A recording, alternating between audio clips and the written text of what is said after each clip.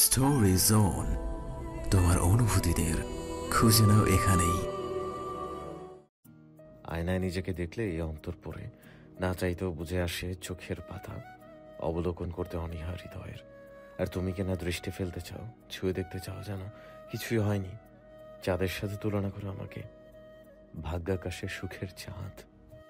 আসমানের তপ্ত নিঃশ্বাস ছুঁয়ে গেল রোসার কপল। এতটা সন্নিকটে শিহরিত হওয়ার বদলে ভারী চাপ জেঁকে বসলো শরীরে, যেন অবশ হয়েছে চিন্তা শক্তি। ওই চাঁদেরও কলঙ্ক আছে, কিন্তু তোমার অঙ্গ জুড়ে সেই কলঙ্কের হীনতা নেই। তুমি চাঁদের চাইতেও অতুলনীয় প্রেয়সী। লাইনগুলো কখনো শুনেছ কিংবা পড়েছ? স্রষ্টার সৃষ্টি জড়বস্তু চাঁদ, এর সঙ্গে মানুষের তুলনা হাস্যকর নয়? রোজাকে ছেড়ে দিয়ে কয়েক পা পিছিয়ে গেল আসমান। চেয়ে থাকলো রোজা বিহ্বল হয়ে। সহস্র চেষ্টা সত্ত্বেও অশ্রু ভরে উঠল নয়নে, তবুও জোয়ার ঠেকাতে আপ্রাণ প্রচেষ্টা। উল্টো ঘুরল আসমান, পুনরায় দৃষ্টি ফেলল বাইরে। দাগে উদ্ভাসিত চেহারায় প্রতিফলিত হলো রাত্রির আবহ।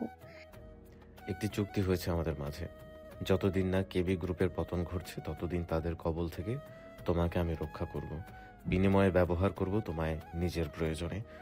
তারপর একদিন চুক্তির সমাপ্তি, ব্যাস। নিজেদের ব্যক্তিগত জীবনেও কিছু দেওয়ার চেষ্টা করার কোনো প্রয়োজন দেখছি না এর মাঝে।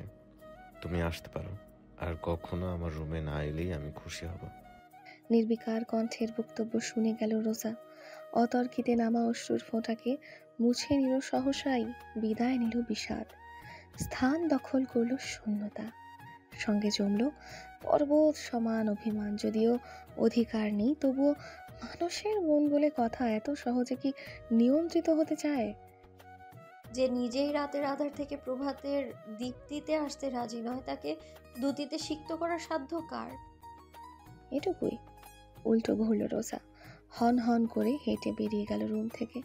পিছনে ফেলে গেল শীতল কক্ষে অস্তিত্বের বিনম্র উষ্ণতা। ঠায় দাঁড়িয়ে থাকলো আসমান, অনুভূতিহীনতার নিঠল হিমালয়। হিমবাহের পুরো আস্তরণ অস্তিত্ব জুড়ে, সামান্য কাঠির খোঁচায় তা ভাঙা এতই সহজ কি? সেদিনের মতো এই ব্লুটুথ স্পিকারে এখনো থেমে নেই। নিস্তব্ধতা নাড়িয়ে সুরের প্রবাহ ছড়িয়ে যাচ্ছে চারপাশে।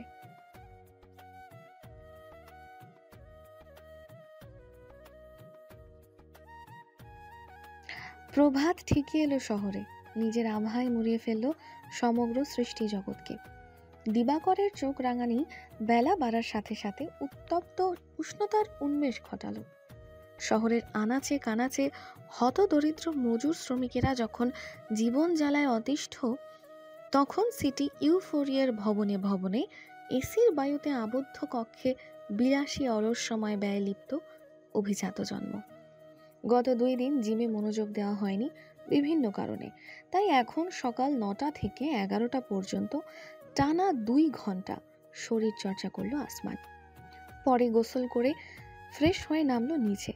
কিছুটা খাবার দরকার শরীরের, কারো হাতের রান্নাই যেন মুখে রুচবে না। হল রুমের কাচের দেওয়ালের পর্দা এখন সরানো হয়নি লক্ষ্য করে কিছুটা অবাক হলো আসমান। রোজা এই পেন্ট হাউসে আসার পর থেকে একটা দিন বাদ যায়নি মেয়েটি আলোর আভাসী। আধার ওর জন্য নয়, কিন্তু এখন সেই আধারে ছেয়ে রয়েছে চারপাশ। ভারী পর্দায় ঘেরা দেওয়াল, যার কারণে প্রায় দুপুর ঘনিয়ে আসা সত্ত্বেও পর্যাপ্ত রশ্মির অভাব। দৃশ্যপটে হস্তক্ষেপ করল না আসমান। চুপচাপ কিচেনে ঢুকলো, লাইট অন করে অ্যাপ্রান গায়ে চড়িয়ে কাজে লেগে পড়ল। ডিম সিদ্ধ দিয়ে সবজি বের করে ধুয়ে নিল, একে একে কেটে নিল লেটুস, সাদা বাঁধাকপি, চেরি টমেটো, অ্যাভোকাডো এবং বিটরুট। বাটিতে নিয়ে তাতে olive oil, mayonnaise, cheese, white sauce এবং কিছুটা গোলমরিচের গুঁড়ো মিশিয়ে নিল। আর সেদ্ধ ডিমের একটা দুভাগ করে উপরে রাখলো। কুসুম গড়িয়ে যেতে থাকলো উপরে। মিক্সড সালাদ তৈরি। বাহ, তুমি রান্নাও করতে জানো জামাই। দুর্বল এবং ভাঙা ভাঙা কণ্ঠস্বরটি কর্ণগোচর হতেই আসমান মুখ তুলে তাকালো। হুইল চেয়ার ঠেলে এগিয়ে আসছে নার্স এবং ইউনুস রহমান হাসি মুখে তাকিয়ে আছে। স্যার, আমি কি একটু বাইরে যেতে পারি? আজ আগামীকাল আমার ছেলের জন্মদিন, একটু কেনাকাটা করব, কথা দিচ্ছি বিকেলের মধ্যেই চলে আসব। নার্সের কথায় ভ্রু তুলে তাকালো আসমান, মাথা হেলালো। আপনাকে দায়িত্বে গাফলতি করার জন্য নিযুক্ত করা হয়নি। আপনার ওয়ার্কিং আওয়ার শেষ হলে যেতে পারেন। Okay sir. ঢোক গিলে মাথা নিচু করে ফেলল নার্স। তাতে ইউনুস বলে উঠলেন, তুমি যাও মা, কয়েক ঘন্টায় কিছুই হবে না, আমি সামলে নিতে পারবো। আমার নাতনি জামাই সবাই এখানে আছে। সত্যি? সত্যি, আমি বলছি তুমি যাও। তারপরও আসমানের দিকে জিজ্ঞাসু দৃষ্টিতে তাকালো নার্স। কোনো প্রকার প্রতিবাদ করল না বাড়ির কর্তা, শুধু দৃষ্টি সরিয়ে নিল। তাতে আশান্বিত হয়ে ইউনুস রহমানকে ধন্যবাদ জানিয়ে দ্রুত পেইন্ট হাউস ত্যাগ করল সে। চলার পথে তাকিয়ে ইউনুস একগাল হাসলেন। মাঝে মাঝে পারিবারিক খুশির প্রয়োজন আছে। কিছুই বলল না আসমান, চুপচাপ আরেকটি বাটিতে কিছুটা সালাদ তুলে নিল, সঙ্গে গ্লাসে ঢেলে নিল অ্যাপেলের জুস। কিচেনের টেবিলে তা রেখে ইউনুস রহমানের হুইল চেয়ার ঠেলে নিয়ে এলো কাছে, বলল, খেয়ে নিন। হাসলেন ইউনুস, চামচ তুলে কিছুটা মুখে তুললেন। অপরদিকে আসমান চেয়ার টেনে অপর প্রান্তে বসল। তুমি খাবে না?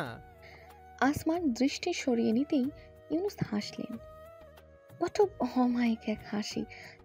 সমস্যা নেই চড়ুই, আমাকে সবাই বলেছে আপন মানুষের সামনে নিজেকে খোলসে আবৃত করে রাখার কোনো দরকার নেই। তারপরও এক মুহূর্ত দ্বিধান্বিত হলো আসমান। অবশেষে মাস্কটা খুলে রাখলো এক পাশে, সতর্ক দৃষ্টিতে তাকালো বৃদ্ধের দিকে। ইউনুস রহমানের অধরের অমায়িক হাসিটি ক্রমেই বিস্তৃতি লাভ করলো। অ্যাক্সিডেন্টের কারণে এমন ক্ষতচিহ্নিত হওয়া সম্ভব নয়। আসমানের নয়নে কিঞ্চিত বিস্ময় ফুটে উঠল। নিজের বাটিতে চামচ নাড়তে থাকলো আনমনে। মুখে তুলতে অস্বস্তি হচ্ছে। ইউনুস অবশ্য প্রশান্ত রয়েছেন, অভিব্যক্তিতে কোনো প্রকার খেদ প্রকাশ পেল না, যেন পরিস্থিতি সম্পূর্ণ স্বাভাবিক। রোজা নিজের বৈশিষ্ট্য কোথা থেকে অর্জন করেছে তা অনুধাবনে বেগ পেল না আসমান। আমি জানি আমার চড়ুই আমাকে যা বলে তার অর্ধেক সত্য অর্ধেক মিথ্যা, উভয়ের সংমিশ্রণে সে আমার জন্য কল্পনার স্বর্গ তৈরি করে। এক চামচ সালাদ মুখে তুলে নিঃশব্দে বৃদ্ধের কথা শুনে যেতে থাকলো সে। বয়স এবং অসুস্থতায় দুর্বল শরীর কিছুটা কাঁপছে। নাকে সংযুক্ত ন্যাসাল ক্যানোলা অবশ্য কথাবার্তা কিংবা অন্য কাজে বাধা সৃষ্টি করছে না। চুলহীন চকচকে মাথার চামড়াও কিছুটা কুঁচকে এসেছে। চোখের দুপাশে পড়েছে কালির স্তর। বছর চারেক আগে অসুস্থ হয়ে পড়ছিলাম, কোনো হাসপাতালে সে অসুখ ধরতে পারলো না। নিজেদের জমি জমা খুইয়ে গিয়েছিলাম ইন্ডিয়ায় মাদ্রাজ পর্যন্ত। সেখানে অপারেশন করা হলো একটি টিউমারের। পাকস্থলী পাশে ঘাটি গেড়ে বসেছিল। হলাম সুস্থ, ফিরলাম দেশে। ততক্ষণে সম্বল বলতে যা ছিল সব শেষ। অ্যাপেলের জুসের গ্লাসে চুমুক দিতেই হাত কাঁপা বেড়ে গেল।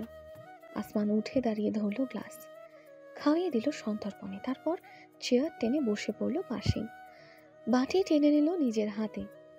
ইউনুস রহমান হাসলেন, বড় মাধুর্যপূর্ণ এক হাসি। ভেবেছিলাম নাতনিকে নিয়ে নতুন করে সব শুরু করব, একটু একটু করে গড়ে তুলব যৎ সামান্য যতটুকু ছিল, কিন্তু তার হলো কই। কপাল পোড়া আমার চড়ুই। এত ঝক্কি ঝামেলার মাঝেও ঠিক ওই পড়াশোনা ঠিক রেখেছিল, যদিও কাঙ্ক্ষিত ফলাফল থেকে কমই পায়। আইসিটি আর বায়োলজির A+টা মিস হতো। তাতে অবশ্যই তার বুয়েটে পড়ার স্বপ্ন খুব বেশি বাধা আসেনি, কিন্তু পুরনো অসুস্থতা ফিরে এলো নতুন রূপে। এবার শুধুমাত্র টিউমার নয়, ভয়াবহ স্টমাক ক্যান্সার রূপে। তাচ্ছিল্যের কর্কশ হাসি হেসে নিজের হাত নাড়লেন।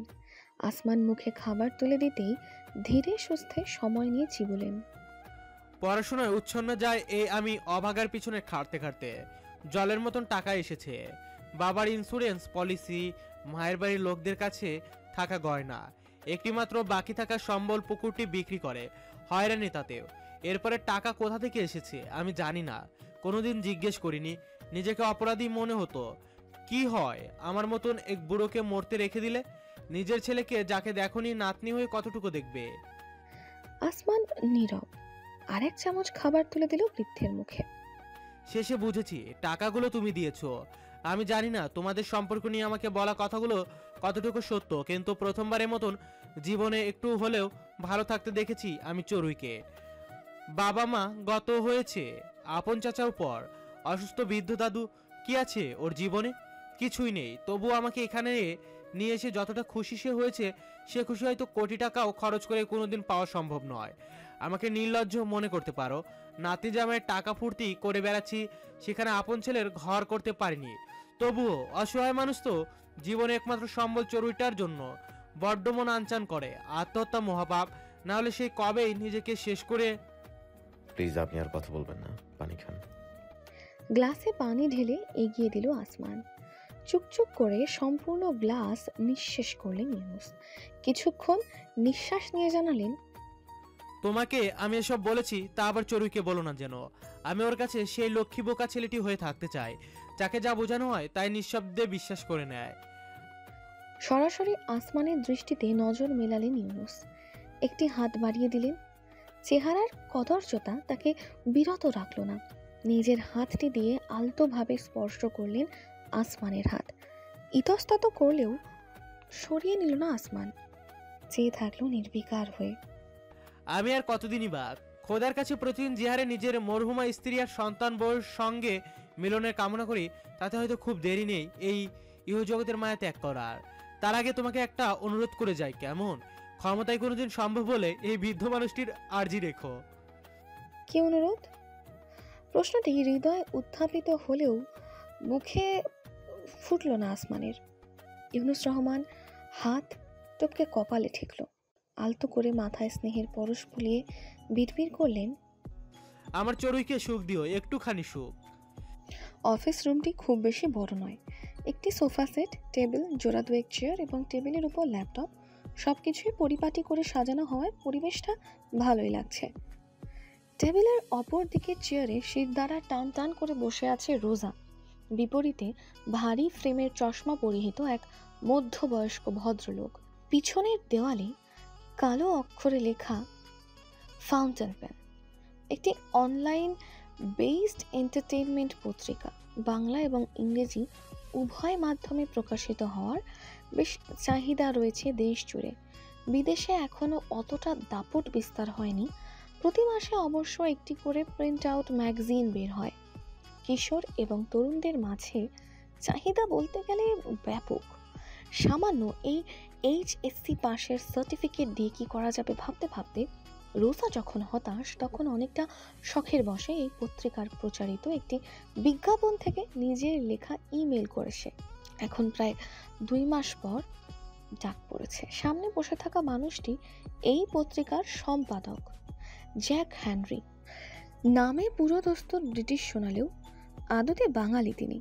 খ্রিস্টান ধর্মাবলম্বী।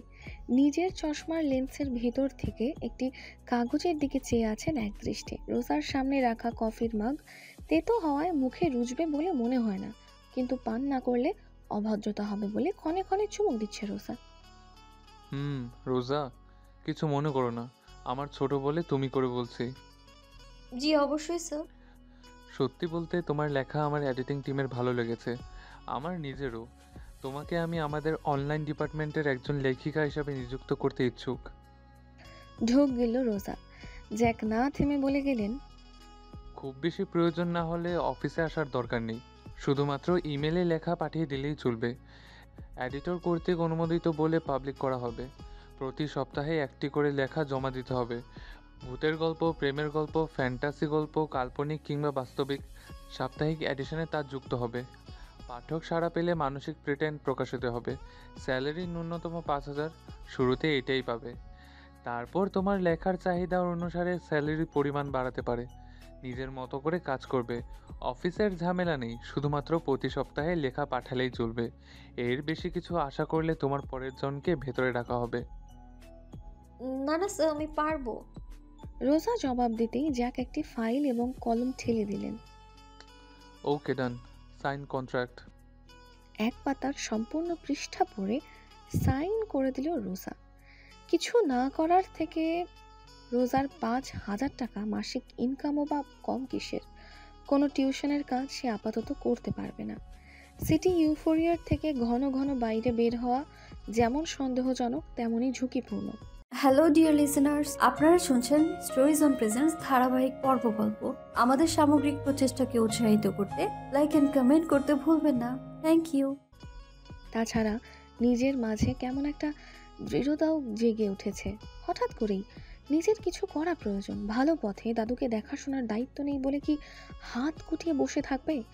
ভবিষ্যতের রোজার কোনো নিশ্চয়তা নেই। এখন যে রাজা, কাল সে ফকির হতেই পারে। সম্পাদক জ্যাক হেনরির অফিস থেকে বের হতেই চেয়ারে বসে পা ঝুলিয়ে এদিক সেদিক তাকাতে লক্ষ্য করা গেল নিহাতকে। কিছু না বলেই রোজা এগোলো। নিহাত তাকে অনুসরণ করলো। ফাউন্টেন পেনের বিল্ডিং এর বাইরে বের হতেই নিহাত প্রশ্ন ছুড়ল, কি একটা অবস্থা! এখন আমাকে বডিগার্ডের ডিউটিও করতে হয়? দ্রুতই পকেট থেকে মাস্ক বের করে মুখে লাগালো নিহাত। নিজের হুডির টুপি মাথায় তুলে চোখে সানগ্লাস দিয়ে আবারও বলল, কি ঠাড়া পড়া গরম, এর মধ্যে এক ফুলটুসির জন্য সেলিব্রিটি সাজে সেজে ঘুরতে হচ্ছে। বললাম তো, বেতন পেলে তোমাকে একটা চকবার আইসক্রিম খাওয়াবো। ইস, চাকরি হয়ে গেছে নাকি? এত দেমাগ এখনই? রোজা পিছন ফিরে কিছুটা হাসলো। নিহাতের বাইকের উপর থেকে হেলমেট তুলে নিজের মাথায় পরে নিল। বাইকের চেহারা পাল্টেছে, সঙ্গে মডেলও।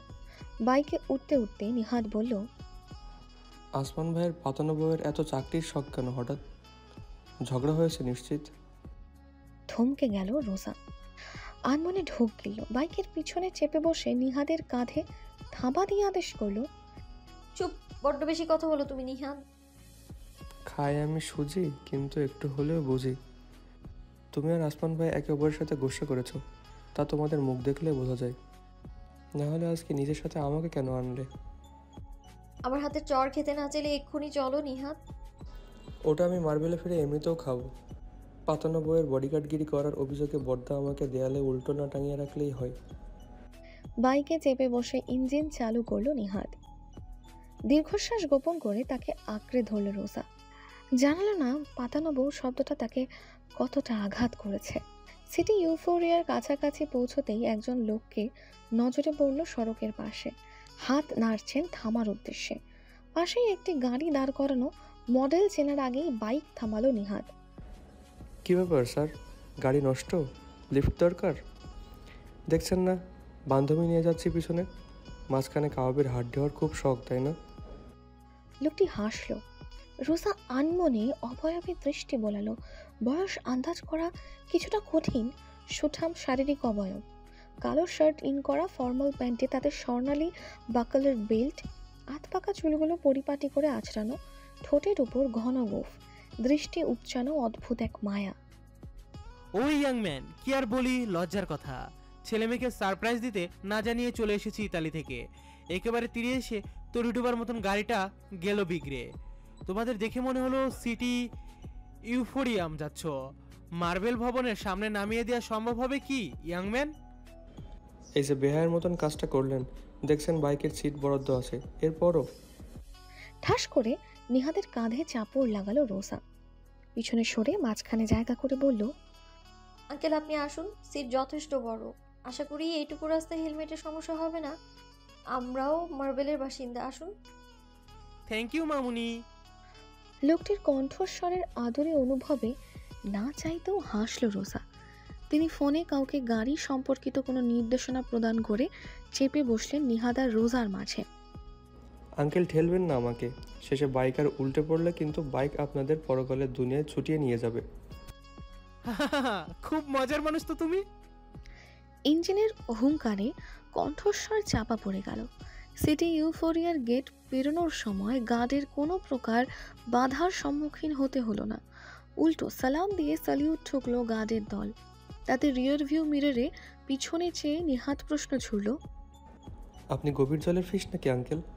মানুষজন সালাম দিয়ে আবার স্যালুটও ঠুকে। সিটি ইউফোরিয়ার শেয়ার হোল্ডার। কথাটি নিহাতের কানে গেল না। পিছন থেকে শুধু রোজাই শুনল। কিছুক্ষণের মধ্যেই মার্বেল ভবনের সামনে এসে থেমে গেল বাইক। চট জলদি ভেতর থেকে নামলো একে একে সকলে। তোমাদের আবারও থ্যাঙ্কস ইয়াং ম্যান, বিশেষ করে তোমাকে মামুনি, তুমি খুব মিষ্টি একটা মেয়ে। রোজা কিছুটা লজ্জা পেল। না আঙ্কেল, প্রয়োজনে মানুষকে সাহায্য করাই মানুষের কর্তব্য। কথায় ছেদ তুলে নিহাত জিজ্ঞাসা করল, আপনি কোন ফ্ল্যাটের মাল? নিহাদের প্রশ্ন শেষ হতেই ঘটনাটি ঘটল। ভবনের গ্রাউন্ড ফ্লোরের লিফটের দরজা খুলতেই ভেতর থেকে বেরিয়ে এলো আসমানের অবয়ব। ধবধবে সাদা টি শার্ট এবং কালো ব্যাগি জিন্স পরিধানে, ফিঙ্গারলেস গ্লাভসের একটি হাতে ঢোকাতে ঢোকাতে এগিয়ে আসছে। চোখ তুলে সহসাই নিজের পথে থমকে গেল সে। নিহাত এবং রোজা। ওদের দেখে নয়, বরং মাই সন। দরাজ কণ্ঠে উচ্চারণ করে দু বাহু মেলে এগিয়ে গেলেন ভদ্রলোক। মুহূর্তের মাঝেই আসমানকে নিজের বাহুডোরে আলিঙ্গন করে নিলেন। পিঠ চাপড়ে দিয়ে বললেন, কেমন লাগলো সারপ্রাইজ? একে অপরের দিকে চাওয়াচাওয়ি করলো নিহাত এবং রোজা। উভয়ই দ্বিধান্বিত। পুনরায় দৃশ্যপটে ফিরতেই আসমানের কৃষ্ণ গহ্বরের সঙ্গে মোকাবেলা হলো রোজার। অনুভব করলো অদ্ভুত এক চাপ জেঁকে বসেছে অন্তর জুড়ে। আর ফোয়ারে আল্লাহরা জামিলগিরি, আল্লাহ সব হয়ে দিলাম, বেগিন তো আর দোষ ফুলটুসি। আসমানের চোখ রাঙানিতে নিহাত মুহূর্তেই লজ্জাবতী উদ্ভিদের পাতার ন্যায় নেতিয়ে পড়ল। অধরের উভয় পৃষ্ঠ একে অপরের সঙ্গে চেপে ভারসাম্য রক্ষায় মনোযোগ দিল। বর্তমানে চারুলতার ফ্ল্যাটের ড্রয়িং রুমের এক কোণায় কাকতারুয়া হয়ে দাঁড়িয়ে আছে সে। এক পায়ে ভারসাম্য রেখে অপর পা তুলে রেখেছে শূন্যে। উভয় কাঁধের উপর ছোট আকৃতির দুটো মাটির তৈরি টব, যাতে রোপিত ক্যাকটাস। মাথাও আবদ্ধ একটি বইয়ে। সামান্যতম নড়চড় করলেও সব কিছু মেঝেতে ছিটকে পড়ে ভেঙে চৌচির হয়ে যাবে, যা নিহাত কোনো ক্রমেই হতে দিতে রাজি নয়। কারণ আমার থাইল্যান্ড থেকে কেনা শখের টপ যদি ভেঙেছে রোড সাইড রোমিও, তাহলে তোমাকে শিকে বেঁধে কাটা ঘায়ে ঝাল ঝাল মশলা মাখিয়ে শিক কাবাব বানিয়ে ছাড়বো। চারুলতার সাবধান বাণী ক্ষণে ক্ষণে বেজে চলেছে কানে। কিচেন থেকেও তীক্ষ্ণ নজরদারিতে রেখেছে সে নিহাতকে। একটু এলোমেলো হয়ে আসলেই কটমট করে এমন ভঙ্গিতে দৃষ্টি নিক্ষেপ করছে যে নিহাদের শির দ্বারা শির করে উঠছে। শাকচুন্নি। আপন মনে বিড় করে রোজার দিকে ধারালো নয়নে দৃষ্টিপাত করল সে। নিঃশব্দে হেঁচকি তুলে সহসাই দৃষ্টি ফিরিয়ে নিল মেয়েটি। চারুলতার ফ্ল্যাটের ড্রয়িং রুমটা আসমানের পেইন্ট হাউসের তুলনায় অনেকটাই ছোট। তবুও ঝকঝকে তকতকে ইন্টেরিয়র এবং পরিপাটি আসবাবের কারণে বেশ অভিজাত মনে হচ্ছে। মুখোমুখি রয়েছে সোফা সেট, মাঝখানে টি টেবিল, একপাশে foldable TV stand, off white বর্ণের পর্দা আবৃত কাচের দেওয়াল উন্মুক্ত। বাইরের শীতল হাওয়া এবং দিবাকরের চরচরে রশ্মি উভয়ের অবাধ চলাচল স্থান জুড়ে। এক পাশে কাচের তাক, যাতে যোগা ম্যাট, ছোট আকৃতির ডাম্বল সহ বেশ কিছু এক্সারসাইজ করার জিনিস। অপর পাশে কাচের দেওয়ালে পৃথক করা কিচেন। কিচেনের এক প্রান্তে করিডোর, যাতে রয়েছে ভিন্ন রুমে যাওয়ার ব্যবস্থা। এই মুহূর্তে একটি সোফায় আসমানের পাশাপাশি বসে আছে রোজা। তাদের ঠিক মুখোমুখি সদ্য ইতালি থেকে আগত বিলালুর রেমান গ্রুপ অফ ইন্ডাস্ট্রিজের প্রধান এবং আসমানের পিতা। একটি এমব্রয়ডারি করা সুতির ওড়না মাথায় তুলে রেখে বসে বসে নিজের কোলে রাখা হাতের আঙুলের দিকে তাকিয়ে আছে রোজা। কিছুক্ষণ আগেই বাইকে লিফট দিয়ে সাহায্য করা মানুষটা আদতে আসমানের বাবা এবং শ্বশুর হতে পারে, তা সে কল্পনাও করেনি। ওহ, বাতানো শ্বশুর। মনে মনে নিজেকে শুধরে নিল। বিলাল সোফায় গা এলিয়ে নিহাদের দিকে চেয়ে হাসছে। আহানিল, অনেক হয়েছে। বেচারা না বুঝে একটু ভুল করে ফেলেছে আর কি, তার জন্য এমন কাকতারুয়া করে রাখবে? ছেলে মানুষ, ছেড়ে দাও। কাকু, আপনি দরবেশের বংশধর, আমি শিওর। পা মেঝেতে রাখতে গিয়েও আসমানের দৃষ্টি নিক্ষেপে নিহাতের বুকের ভিতর ধক করে উঠল। করুণ চোখে চাইল গুরুর দিকে, কিন্তু গুরুর পাথর হৃদয় গলানো পৃথিবীর অন্যতম জটিল কর্ম, সেটা ওর থেকে ভালো অনুধাবন করতে কেউ সক্ষম নয়। আসমান বিলালের দিকে ফিরল, মৃদু কণ্ঠে জানালো, তোমার সঙ্গে বেয়াদবি করেছে, উপরন্তু কারো প্ররোচনায় আমায় না জানিয়েই বাইরে গিয়েছে। শাস্তি প্রযোজ্য। আমার কি দোষ? তোমার বই তো আমাকে। তুমি কি ফার্মের মুরগি? কসাই ডাকলেই জবাই হতে গলা পেতে দেবে? কাচুমাচু মুখ করে আপন মনে কি যেন বিড়বিড় করতে থাকলো নিহাত। আসমান একটু মাথা ঘুরিয়ে রোজার দিকে তাকালো। তক্ষুনি নিজের দৃষ্টি লুকিয়ে ভিন্ন দিকে দৃষ্টিপাত ঘটালো রোজা। সকলের জন্য ট্রেতে করে শরবত নিয়ে হাজির হলো চারুলতা। চারুলতা লোভাতুর দৃষ্টি নিক্ষেপ করা নিহাদের দিকে আর চোখে চেয়ে ভেঙচি কেটে নিজের বাবার পাশ ঘেঁষে বসে পড়ল। মুহূর্তেই নিজের সন্তানকে বাহু ধরে আগলে নিলেন বিলাল। মাথায় স্নেহের চুম্বন এঁকে শুধালেন, how are you my baby? I miss you dad. না চাইতেও দৃশ্যটির পানে এক দৃষ্টে তাকিয়ে রইল রোজা। রোজার বাবা মেয়ের ভালোবাসা ঘন মুহূর্ত দেখে হৃদয়ে এক আবেগের সঞ্চার ঘটালো। রোজার বাবা মায়ের চেহারা উন্নয়নে কখনো ভাসে না, স্থির চিত্রের ন্যায় স্থবির তা মন মরুজুরে। একটুখানি পরিবারের ভালোবাসার কাঙাল সমস্ত অস্তিত্ব। অজান্তেই টলটল করে উঠল দৃষ্টি, যা এড়ালো না কোনো ভাবুকতা। ঘন গোফের আড়ালে মৃদু হাসলেন বিলাল। তোমার নাম কি মামুনি? হঠাৎ সম্বিত ফিরে পেয়ে দ্রুত কণ্ঠে রোজা জবাব দিল, জি, আরিয়া সুলতানা। বক্ষের এক পাশে চারুকে আঁকড়ে রেখে অপর বাহু বাড়িয়ে ধরলেন বিলাল। অমায়িকতায় উদ্ভাসিত সমগ্র অবয়ব। বিস্মিত রোজা স্বয়ংক্রিয়ভাবে উঠে দাঁড়ালো, পায়ে পায়ে এগিয়ে গেল, দখল করে নিল বক্ষের অপর পাশ। স্নেহের চুম্বন লাভ করলো নিজের ললাটে। আমার ছেলেটা বেশি জ্বালাতন করে না তো তোমাকে? না চাইতেও হাসি ফুটল রোজার অধরে। টপ করে গড়িয়ে পড়ল এক ফোঁটা অবাধ্য আবেগের অশ্রু। নিজের মুখ পিতার সমতুল্য মানুষটির বক্ষে গুজে মাথা নাড়ল সে। লজ্জা বোধ কিংবা অনুভূতির তাড়নায় শব্দ নির্গত হলো না কণ্ঠ থেকে। মৃদু ধ্বনি তুলে হেসে বিলাল যুক্ত করলেন, নো টেনশন মামুনি, আমি এসে গিয়েছি। তেরিবেরি করতে গেলেও একদম সোজা করে দেব। একটি নিঃশ্বাস ফেলে বুকে হাত ভাঁজ করে রেখে নিহাদের দিকে ফিরল আসমান। বেচারার করুণ দৃষ্টি লক্ষ্য করে পাল্টা ভ্রুকুটি করল, তারপর নির্বিকার চেয়ে থাকলো বিপরীত দিকের সোফায়। বিলাল নিজের পরনের প্যান্টের পকেট থেকে একটি বাক্স বের করলেন, মেলে ধরলেন রোজার সামনে, যাতে শোভা পাচ্ছে স্বর্ণালী বর্ণের একটি ব্রেসলেট। বিহবল রোজা শ্বশুর মশাইয়ের দিকে তাকাতেই তিনি জানালেন, তোমাদের বিয়ের উপহার। আমি তো থাকতে পারিনি। প্রথমবার বউয়ের মুখ দেখলে নিশ্চয়ই তাকে কিছু দিতে হয়। না আঙ্কেল, আমি কিভাবে? আমি তো আপনার ছেলের সত্যিকারের বউ নই। বাক্যটি অনুচ্চারিত হয়ে গেল। আঙ্কেল কি বাবা হয়ে এখন তোমার? জি মানে। না চাইতেও আসমানের উপর আপতিত হলো রোজার দৃষ্টি। ছেলেটি হাঁটুর উপর পা তুলে চেয়ে রয়েছে, নয়ন যথারীতি শূন্য, যেন জগতের সবচেয়ে বিরক্তিকর কোনো দৃশ্যের দিকে চেয়ে আছে, যার প্রতি বিন্দুমাত্র আগ্রহ নেই। ওর দিকে কি দেখছো তুমি? হাতটা দাও এদিকে। রোসাকে কোনো প্রকার প্রতিবাদের সুযোগ না দিয়ে বিলাল কবজিতে ব্রেসলেটটা পরিয়ে দিলেন। বাহ, বেশ মানিয়েছে তোমার হাতে। ধন্যবাদ আঙ্কেল। বাবা। বাবা। হৃদয়ে অদ্ভুত এক অনুভূতি হলো বহু বছর পর রোজার এতটা আবেগ মোড়ানো সম্বোধনটি উচ্চারণ করতে। রোজা শতান হয়ে উঠে দাঁড়ালো। আপনারা বসুন, আমি কিছুটা খাবার ব্যবস্থা করছি।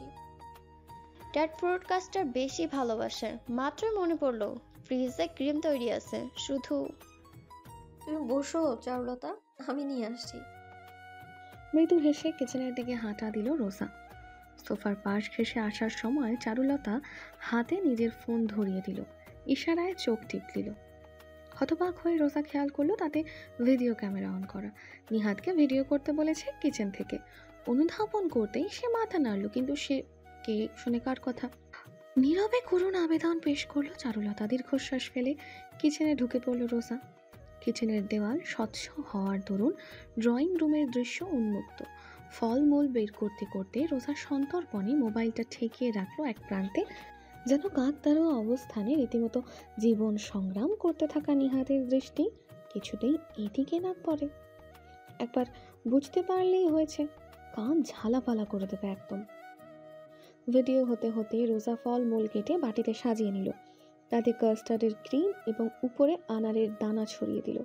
মোবাইলে ততক্ষণে বেশ দীর্ঘ একটা ভিডিও হয়েছে। হঠাৎ নিহাদের চোখ পড়ায় রোজা অতি দ্রুত হাতে মোবাইল দৃষ্টি সীমানার বাইরে সরাতে গিয়ে সেটা হাত পিছলে পড়ল ক্যাবিনেটের উপর। নিহাদ অবশ্য ব্যাপারটা ধরতে পারেনি, সে নিজের ভারসাম্য রক্ষায় ব্যস্ত। রোজা টিস্যুতে হাত মুছে মোবাইল তুলতেই লক্ষ্য করলো ভিডিও বন্ধ হয়েছে। হ্যালো ডিয়ার লিসেনার্স, আপনারা শুনছেন স্টোরিজ অন প্রেজেন্স ধারাবাহিক পর্ব গল্প। আমাদের সামগ্রিক প্রচেষ্টাকে উৎসাহিত করতে লাইক এন্ড কমেন্ট করতে ভুলবেন না। Thank you.